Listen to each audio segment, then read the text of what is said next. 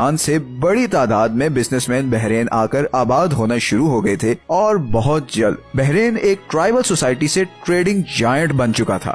جون 1932 میں بحرین میں آئل کے ریزروز ڈسکور ہوئے، جس کی وجہ سے وہ برٹن کی آنکھ کا تارا بن گیا، کیونکہ بحرین پورے عربین گلف میں وہ پہلا کنٹری تھا جس میں آئل ڈسکور ہوا تھا۔ اور پھر 1935 تک بحرین 25,000 ٹن آئل بیرلز جاپان بھیج رہا تھا۔ صرف 10 سالوں میں بحرین پرشین گلف میں برٹن کا ایڈمنسٹریٹو سینٹر بن چکا تھا۔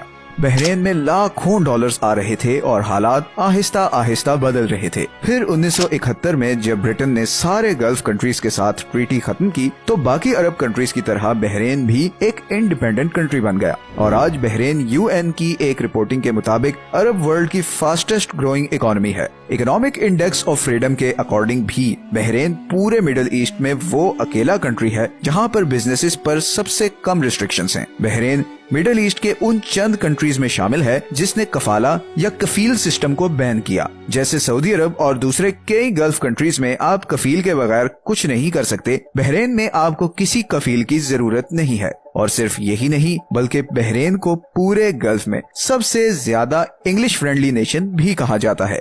لیکن اتنی فیوریبل پرفارمنس کے باوجود آخر کیا وجہ ہے کہ بحرین دبئی، ابوظہبی یا قطر کی طرح امیر نہیں؟ اصل میں اس کا ایک بہت بڑا ریزن ہے بحرین کا سوشیو پولیٹیکل سسٹم۔ بحرین کی پاپولیشن کا 52% فارنرز ہیں اور صرف 48% بحرینی نیشنلز ہیں، مگر ایسی سچویشن تو آپ کو UAE یا قطر میں بھی نظر آئے گی جہاں پر صرف 10 سے 20% لوکل پاپولیشن ہے اور باقی 80 سے 90% فارنرز ہیں۔